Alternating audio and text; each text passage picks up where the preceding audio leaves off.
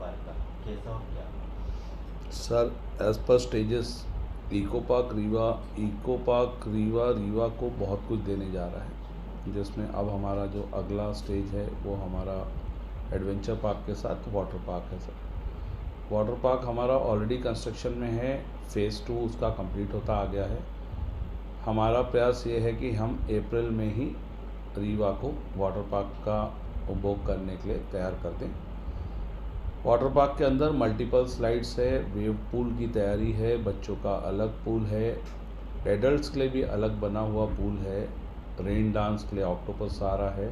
यानी multiple slides के साथ पहला हमारा वाटर पार्क ऐसा बन रहा है जिसके अंदर आप बच्चों से लेके बड़ों तक के लिए सारी चीज़ें और फन फैसिलिटी अवेलेबल होगी।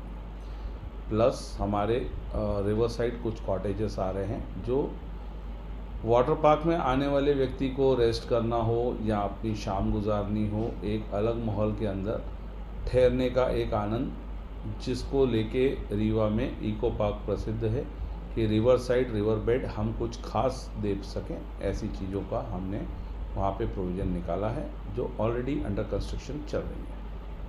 लगातार एमआईसी सदस्य भी इसको विरोध उठा रहे हैं क्योंकि नदी से 50 किलोमीटर पे नहीं आपत्ति लगाई, तो किस तरह से देखते हैं कि? सर आज मुझे ऐसा लगता है कि देश में जो भी अच्छा काम होने गया उस पर पहले आपत्तियां उठती है। मैं चाहता हूं इस पे हमारी पब्लिक सोचे कि जो भी चीज़ इको पार्क रीवा को दे रहा है, ये किसी की पर्सनल चीज़ तो है नहीं कि वाटर पार्क में किसी एक व्यक्ति, एक परिवार, एक जनसंख्या से तो कोई आने वाला नहीं है। मुझे ऐसा लगता है आपत्ति उन चीज़ों पर उठनी चाहिए जो चीज़ें किसी व्यक्ति विशेष की पर्सनल हो। जब किसी की व्यक्ति विशेष पर्सनल चीज़ ना हो और वो पब्लिक के लिए ही बन रहा हो, तो मुझे ऐसा लगता है कि हर पार्टी, हर व्यक्ति को उसके सपोर्ट में आना चाहिए, क्योंकि उसके भी घर के व्यक्ति एक वक्त हो सकता है उसी वाटर पार्क में आनंद उठाएं। तो मुझे रीवा में ये देखते हुए बोलने में कोई भी झिझक नहीं लगती, क्योंकि बेसिकली मैं रीवा से नहीं हूँ, लेकिन मैं रीवा में आने के बाद एक चीज़ को समझा हूँ, इंडिया क्रॉस में ये जानता हूँ कि हम हर उस नेगेटिव बात को लेके चलते हैं, लेकिन उस पॉजिटिव पार्ट को देखने के लिए हम लोग तैयार नहीं हो रहे हैं, जो हमारे ही घर परिवार, हमारे ही लोगों के लिए और हमारे ही शहर का एक आईना बनने जा रहा है। जैसे देखने को आया कि बाढ़ क्षेत्र भी है, तो किस तरह की तैयारी रहेगी इसको बचाने के लिए और क्या? सर इसके अंदर सारी जो स्टडीज़ हैं, जो वैल्यूज़ है, उसको कैलकुलेट करके ही पार्क बनाया जाता है।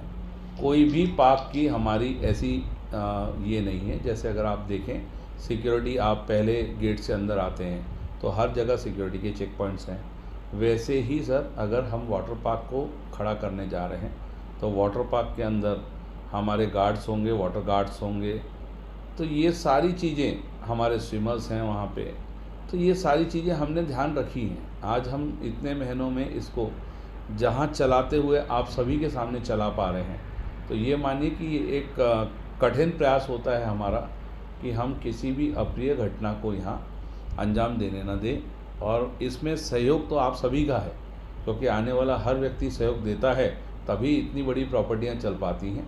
इसमें हम सिर्फ काम कर पा रहे हैं और सहयोग पूरी पब्लिक का रीवा से मिल रहा है, आजू बाजू से भी लोग इसको सहयोग दे रहे हैं सर। इससे देखने को आया कि पिछले बनाया गया था तो बाढ़ में उसको नुकसान हुआ था, तो क्या इस तरह से क्या नुकसान होने की कोई संभावना? सर आप बड़ी बड़ी चीज़ों में देखते हैं कि अचानक से कोई हादसा होता है तो उससे कोई ना कोई लर्निंग आती है।